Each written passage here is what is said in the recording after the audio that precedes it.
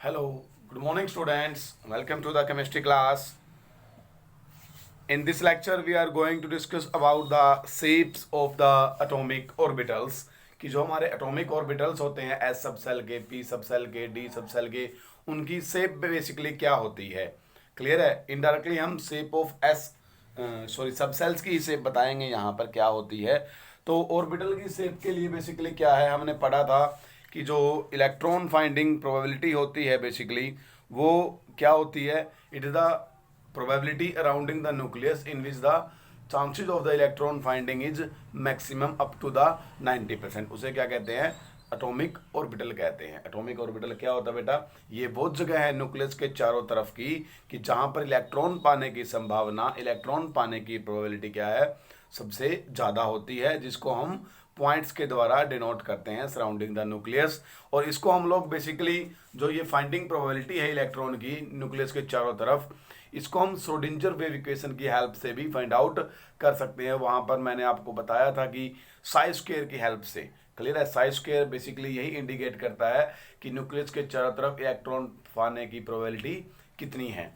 तो कह रहे हैं कि कहाँ कहाँ पर इलेक्ट्रॉन पाए जा रहे हैं न्यूक्लियस के चारों तरफ, उसी के बिहाव के ऊपर अलग अलग ऑर्बिटल्स की शेप को डिफाइन किया गया है कि एस ऑर्बिटल में इलेक्ट्रॉन कहाँ कहाँ पर पाए जाते हैं, जहां जहां पर इलेक्ट्रॉन पाए जाएंगे उसी के बिहाव के ऊपर एस ऑर्बिटल की शेप को डिजाइन कर दिया गया। उसके बाद पी ऑर्बिटल में जहां पर इलेक्ट्रॉन पाए जा रहे हैं उसी के अकॉर्डिंग पी ऑर्बिटल की शेप को डिजाइन कर दिया गया।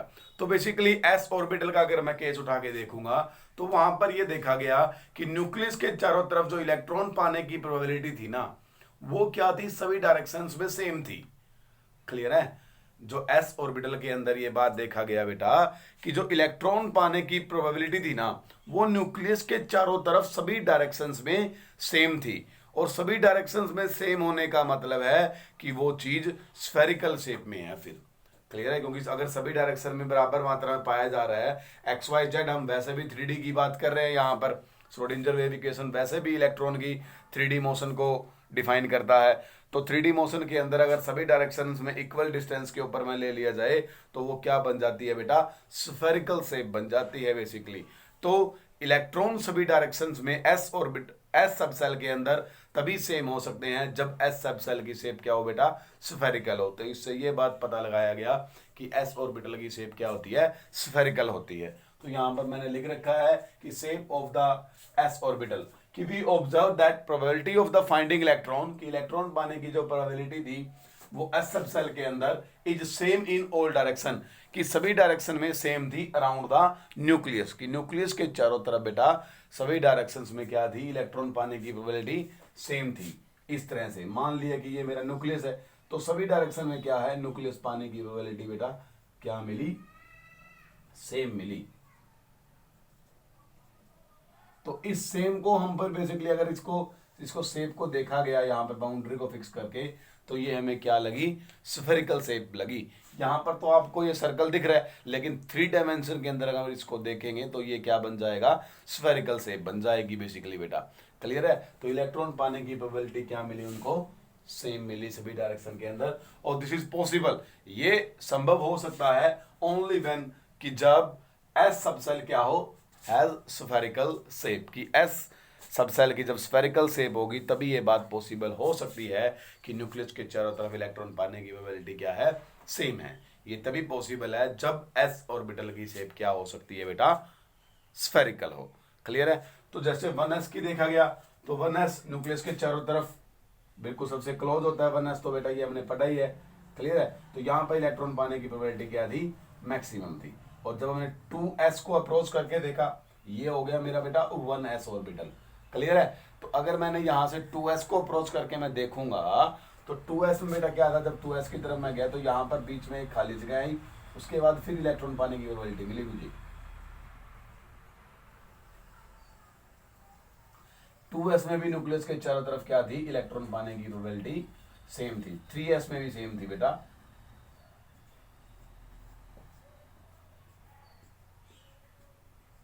तो इसकी अगर बाउंड्री फिक्स कर दूं तो ये भी क्या बनी थी, स्फेरिकल शेप बनी थी। ये मेरा कौन सा ऑर्बिटल है, 2s ऑर्बिटल है बेटा ये मेरा।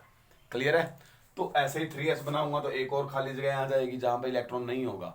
क्लियर है। अब ये क्या है, 1s और 2s के बीच में खाली जगह रह रही है जहां पर कोई भी इलेक्ट्रॉन नहीं है, जहां पर इलेक्ट्रॉन पाने की प्रोबेबिलिटी क्या है बेटा, 0 है, शून्य है। क्लियर है। तो इट इज द रीजन या it is the space around the nucleus in which electron finding probability is 0। उसे क्या बोलते हैं, नोड कहते हैं बेटा। यानी अब ये बीच वाला रीजन जहां पर इलेक्ट्रॉन पाने की प्रोबेबिलिटी क्या है, 0 है। ये इंटरमीडिएट रीजन हो गया बेसिकली। तो क्या हो गया, intermediate region. Okay, intermediate region in which electron finding probability is a 0, this is called node। तो यहां पर हम लोग लिखेंगे, अगर नोड की डेफिनेशन हमें डिफाइन करनी होगी, व्हाट इज नोड, कि नोड एक्चुअली में होता क्या है, तो हम कहेंगे it is the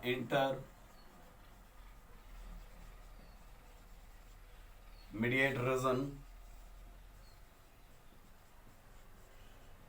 in which electron finding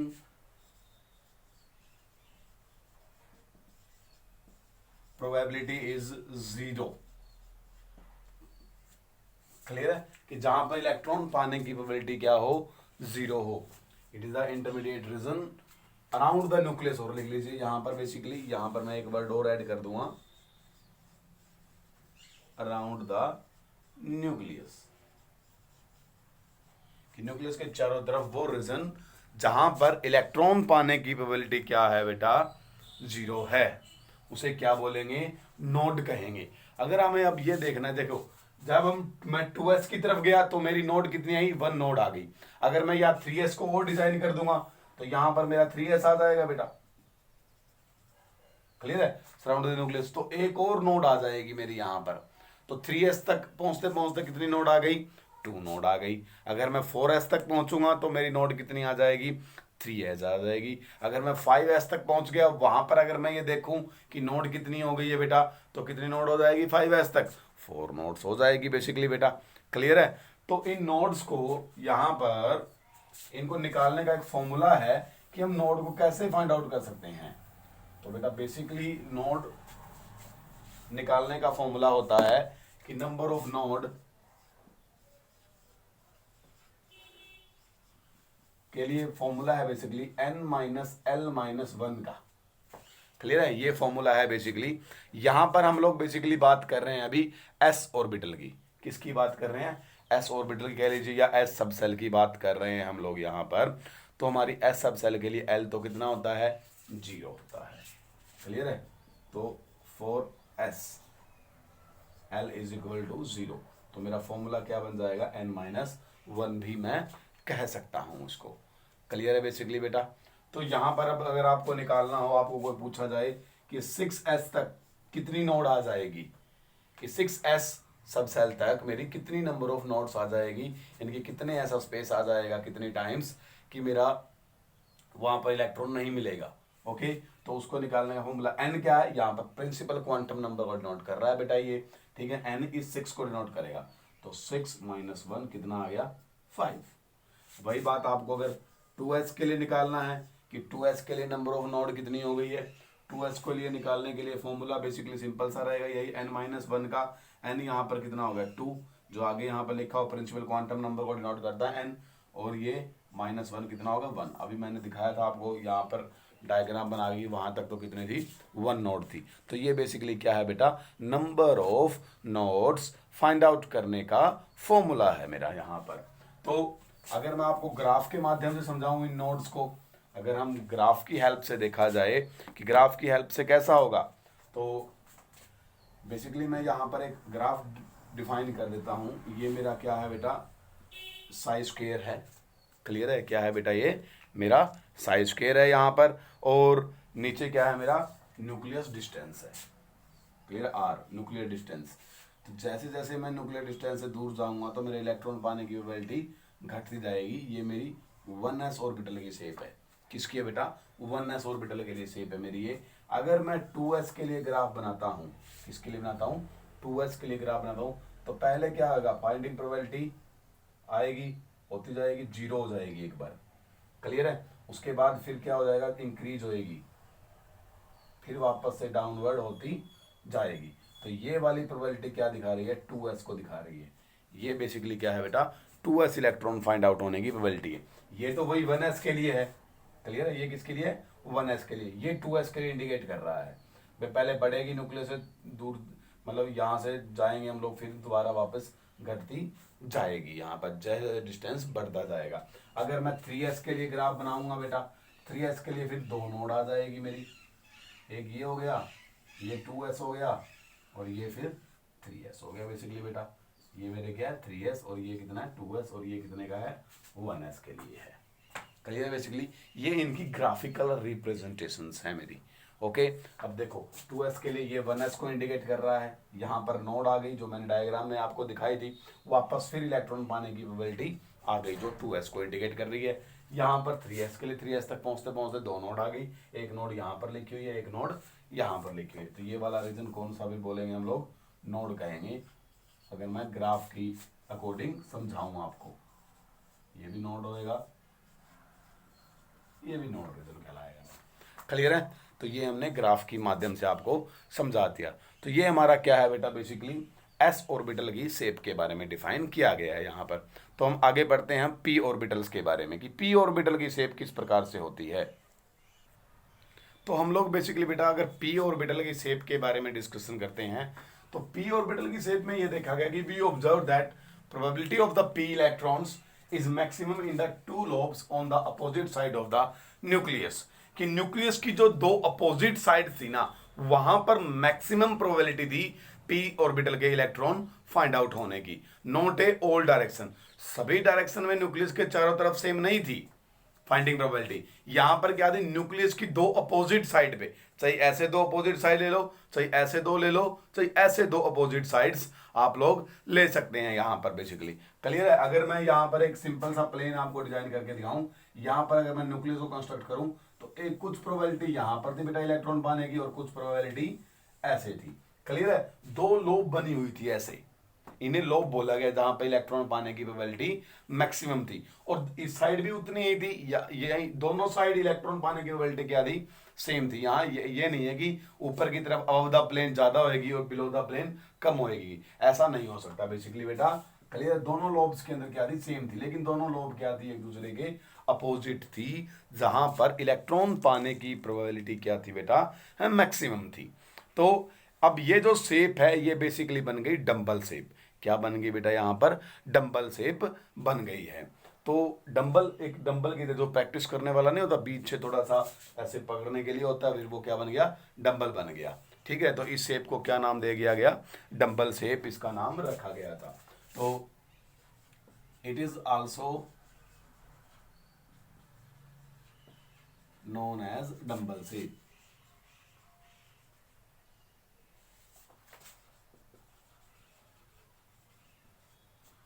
तो क्या बन गई बेसिकली बेटा, ये डंबल शेप बन गई है बेसिकली यहाँ पर। तो डंबल शेप के लिए क्या होगा, अब यहां पर हम लोग एक्स वाई जेड 3 एक्सिस के अलोंग होता है पी ऑर्बिटल। किस किस के होता है, एक्स वाई जेड 3 एक्सिस के अलोंग होएगा यहाँ पर मेरा पी ऑर्बिटल, क्योंकि हम इलेक्ट्रॉन को श्रोडिंजर वेव इक्वेशन के द्वारा ही फाइंड आउट कर रहे हैं, उसकी डेंसिटी को, उसकी प्रोबेबिलिटी को, और वहां पर हमने एक्स वाई जेड यानी कि 3 डायमेंशन के अंदर ही ले रखा है। तो पी ऑर्बिटल तीनों डायरेक्शन के अलोंग होएगा। अगर मैं यहाँ पर आपको यहाँ पर समझाऊं, ये मान लीजिए कि बेटा मेरी एक्स एक्सिस है, ये मेरा वाई एक्सिस है, और ये मेरा क्या हो जाएगा, अगर जेड एक्सिस हो जाए, तो अलोंग द एक्स अगर मैं डिफाइन करूं तो इस प्रकार से शेप बनेगी बेटा। क्लियर है, ये डंबल शेप बन जाएगी मेरी। दोनों साइड शेप बनानी है, शेप पहले मैं डिफाइन कर देता हूं। तो ये मेरा कौन सा हो गया, पी एक्स ऑर्बिटल बेटा, कौन सा हो गया, पी एक्स। जब एक्स एक्सिस के अलोंग हो इलेक्ट्रॉन पाने की प्रोबेबिलिटी इन पी ऑर्बिटल। अगर दूसरी तरफ मैं डिजाइन करूं मेरा पी ऑर्बिट, दूसरा ऑर्बिटल, ये वही मान लीजिए मेरा एक्स है, सॉरी वाई है, ये एक्स मान लीजिए, और ये वाला सॉरी ये क्या है, जेड एक्सिस है। अगर वाई एक्सिस के अलोंग है बेटा वो जो लोब्स है मेरी, तो ये ऑर्बिटल कौन सा कहलाएगा, फिर पी वाई ऑर्बिटल कहलाएगा बेटा मेरा यहाँ पर ये। क्लियर है, और अगर इलेक्ट्रॉन जो प्रोबेबिलिटी है पी ऑर्बिटल के अंदर, वो अगर जेड एक्सिस के अलोंग है, किसकी है बेटा, अगर जेड एक्सिस के अलोंग है तो क्या होएगी शेप, वो पी जेड कहलाएगा, वो कुछ इस प्रकार से एक्स और ये वाली वाई एक्सिस, और इस ऑर्बिटल का नाम क्या होगा, पी जेड ऑर्बिटल इसका नाम रखा जाएगा यहाँ पर। तो ये बेसिकली बेटा शेप्स है पी ऑर्बिटल के लिए। ये पी एक्स की है, ये पी वाई ऑर्बिटल की शेप है, ये पी जेड की है। अगर जेड एक्सिस के अलोंग है तो पी जेड कहलाएगा, अगर वाई एक्सिस के अलोंग है तो पी वाई ऑर्बिटल कहलाएगा बेटा। अगर वो दो लोब, मैंने कहा था अपोजिट जो लोब्स है वो किसी भी डायरेक्शन में हो सकती है, ऐसे भी इस तरह से भी, और ऐसे ऐसे कहने का मतलब है एक्स वाई जेड तीनों प्लेन के अंदर, किसी भी प्लेन के अंदर हो सकती है एक टाइम पर। क्लियर है? तो जिस जिस प्लेन के अंदर पाएगी उसी के अकॉर्डिंग मैंने उन ऑर्बिटल्स का नाम डिफाइन कर दिया गया। तो जैसे मैंने पी ऑर्बिटल पहले भी बताया था आपको, क्लियर, या हम आगे भी डिस्कस करेंगे बेसिकली यहाँ पर। तो P X P Y P Z जो पी ऑर्बिटल होते हैं उसकी तीन ऑर्बिटल होते हैं पी सब सेल के अंदर। क्लियर है? ये बात हमने पहले पढ़ रखी है। ऐसे तीन बॉक्सेस बनेंगे उसके लिए। ओके, तो इनका नाम क्या क्या होता है, एक का नाम पी एक्स होता है, एक का नाम पी वाई होता है, एक का नाम पी जेड होता है। क्लियर है? अगर ये 2p की बात हो रही थी तो 2p के लिए यहाँ 2px 2py 2pz हो जाएगा बेसिकली बेटा। क्लियर है? और इन तीनों की एनर्जी क्या होती है, सेम होती है। इसकी भी उतनी एनर्जी है, इसकी भी सेम एनर्जी है, इसकी भी क्या होती है, सेम एनर्जी होती है बेसिकली बेटा। तो these are the shapes of the P orbital. अगर मैं यहां पर आपको बात करूं मेरे नोडल प्लेन्स की, क्लियर है, कि नोड कितनी होगी इसके अंदर। नोड तो वही है बेसिकली बेटा, वो रीजन सराउंडिंग द न्यूक्लियस जहां पर इलेक्ट्रॉन पाने की प्रोबेबिलिटी क्या हो, जीरो हो। क्लियर है? कम मिनिमम ना हो, जीरो ही हो बिल्कुल। क्लियर है? बिल्कुल ही ना होता हो इलेक्ट्रॉन, वो वाला क्या होगा, नोडल प्लेन, जहां पर इलेक्ट्रॉन पाने की प्रोबेबिलिटी क्या है, जीरो है बेसिकली बेटा। तो यहां पर उसको निकालने का फॉर्मूला, नोडल प्लेन को अगर निकालना है आपको तो वही फॉर्मूला लगाऊंगा मैं नोड्स के लिए। फॉर्मूला बेटा मेरा n minus L minus one के लिए। अब यहाँ पर अगर 2p, पहले 1p तो होता ही नहीं है, एग्जिस्ट ही नहीं करता 1p तो हमारा। अगर मैं 2p की बात करूँगा कि 2p तक कितने नोडल प्लेन आ जाएंगे, एक भी नोडल प्लेन नहीं आएगा, जीरो नोडल प्लेन। यहाँ पे निकाल लीजिए 2p के लिए नोडल प्लेन की वैल्यू। क्लियर है? यहाँ पर अगर आप 2p के लिए नोडल प्लेन की वैल्यू निकाल दो तो n कितना हो जाएगा, 2 हो जाएगा। और l की वैल्यू p के लिए कितनी होती है, 1 होती है। 1 माइनस 1 कितना आ गया बेटा, जीरो। कितना आ गया बेटा, जीरो। अगर आपको 3p के लिए निकालना है, नोडल प्लेन कितने होते हैं 3p तक, तो 3p तक आप कैसे निकालोगे, 3 माइनस वन कितना हो गया, 1 बेटा। तो जब हम 2p से 3p की तरफ जाएंगे तो वहां पर एक नोडल प्लेन आएगा मेरा, 4p तक जाएंगे 2 आएंगे, आगे जाएंगे एंड सो ऑन आएंगे। इस प्रकार से आप लोग नोडल प्लेन्स को फाइंड आउट कर सकते हैं किसी भी के अंदर। क्लियर है? ये किसी के लिए भी लागू हो सकता है। n minus one minus L, sorry n minus L minus one, ये वाला फॉर्मूला आप किसी भी सब सेल के अंदर नोडल प्लेन निकालने के लिए फाइंड आउट कर सकते हैं। क्लियर है मेरी बात यहाँ पर? तो अब हम डिस्कस करते हैं बेसिकली बेटा डी ऑर्बिटल की शेप को। किसको डिस्कस करते हैं, डी ऑर्बिटल की शेप को। तो डी ऑर्बिटल की शेप में बेसिकली बेटा एज इट इज कोई डेफिनेशन तो नहीं है ऐसे, लेकिन उसको तो बस समझने की बात है यहाँ पर मेरा। ठीक है? उसकी जो शेप होती है बेसिकली बेटा वो होते हैं मेरे क्लोवर लीफ लाइक शेप होती है, और क्या होती है, डोनट शेप, सॉरी क्या होती है, डोनट शेप। अगर मैं डी ऑर्बिटल की बात करूं तो डी ऑर्बिटल में मेरे क्लोवर लीफ एंड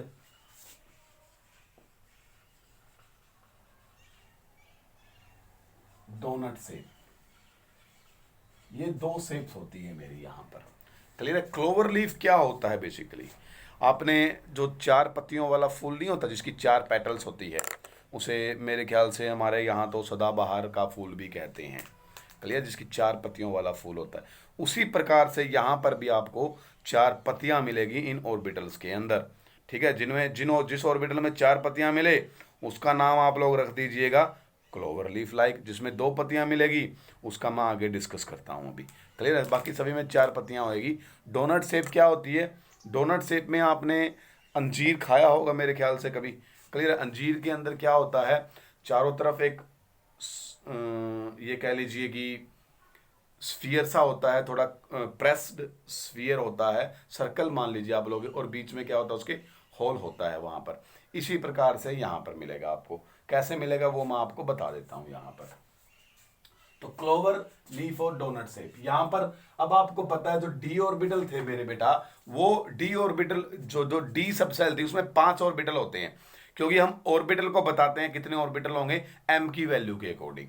किसके अकॉर्डिंग बताते हैं बेटा? एम की वैल्यू के अकॉर्डिंग हम उसको डिफाइन करते होते हैं। तो हमने पढ़ा था D X D Y D Z 5 orbital होते हैं। कौन कौन से होते हैं? D X Y sorry D Y Z D X Z D X square minus Y square D Z square. इन 5 ऑर्बिटल्स के नाम है जो डी सब सेल के अंदर बेटा पाए जाते हैं। ये 5 डी ऑर्बिटल्स होते हैं। इनकी अब शेप के बारे में मैं आपको डिजाइन करके दिखाता हूं इनकी शेप। अगर मैं बात करूं इसकी, मान लीजिए मेरी ये 2 एक्सिस की तीसरी एक्सिस नहीं दिखा रहा मैं, ये मेरी एक्स एक्सिस है और ये मेरी वाई एक्सिस है बेसिकली बेटा। क्या है? मेरी एक्स एक्सिस और वाई एक्सिस। यानी कि जब ऑर्बिटल्स मेरे एक्स और वाई एक्सिस के बिटवीन होंगे, क्लियर है? यानी कि जब इलेक्ट्रॉन पाने की प्रोबेबिलिटी मेरी एक्स और वाई एक्सिस के बिटवीन हो तो उसको ऑर्बिटल को मैं क्या नाम दूंगा? D X Y. क्लियर है? अपोजिट पोल है उसको नेगेटिव रीजन दे दो, इसको पॉजिटिव रीजन।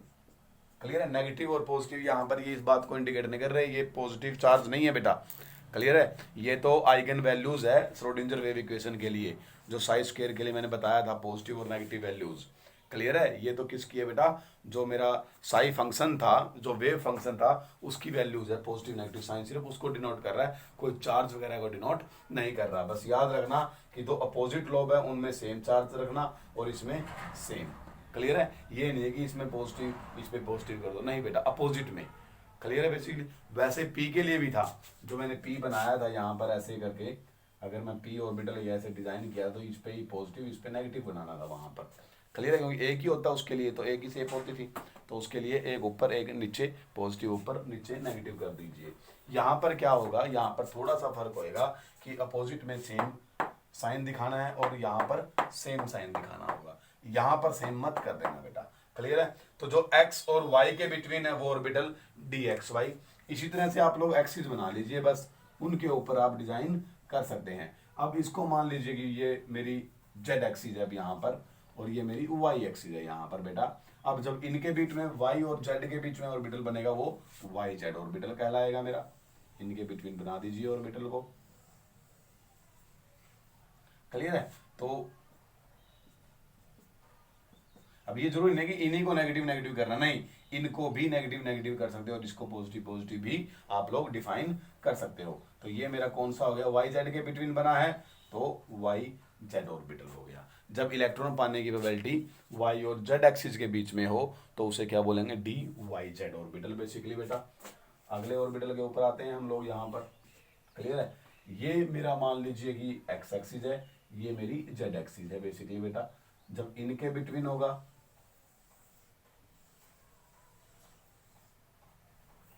बराबर की लॉब्स बनानी है, सेम लॉब्स होती है दोनों साइड।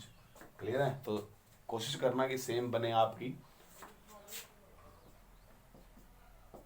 ये मेरा x और z एक्सिस के बिटवीन बना है तो ये ऑर्बिटल कौन सा कहलाएगा? डी एक्स जेड ऑर्बिटल कहलाएगा बेसिकली बेटा मेरा ये। क्लियर है मेरी बात यहाँ तक? होप सो आप सभी को अच्छे से ये डिफाइन हो रहा होगा। उसके बाद मेरी बात आती है X square minus Y square की। क्लियर है? एक्स स्क्वायर और वाई स्क्वायर, तो एक्स एक्सिस और वाई एक्सिस को आप यहां पर ड्रॉ कर लीजिए। ये एक्स मान लीजिए, ये मेरी वाई एक्सिस मान लीजिए बेसिकली बेटा। क्लियर है? अब जब इनके ऑन द एक्सिस बनेगा,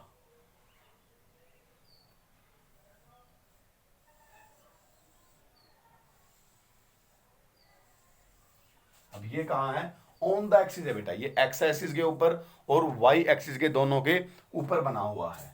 क्लियर है? अब बीच में नहीं है, ये ऊपर है, ये ऑन द एक्सिस है। तो ऑन द एक्सिस वाले को नाम क्या रखेंगे हम लोग? X square minus Y square का नाम दे देंगे हम लोग इसको। क्लियर है? अब हमारा लास्ट ऑर्बिटल की शेप आती है डी जेड स्क्वायर के लिए। किसके लिए? डी जेड स्क्वायर के लिए। तो डी जेड स्क्वायर की शेप बेसिकली बेटा यहां पर हम बना देते हैं आपके लिए। क्लियर है? डी जेड स्क्वायर में भी जेड स्क्वायर के ऊपर होगा ऑर्बिटल। किसके ऊपर होगा? जेड एक्सिस के ऊपर होगा। क्लियर है? ये वही मेरी एक्स एक्सिस मान लो बेटा, ये मेरी फिर जेड एक्सिस मान लीजिए। क्लियर है। डी जेड स्क्वायर में भी ऑन द एक्सिस होगा,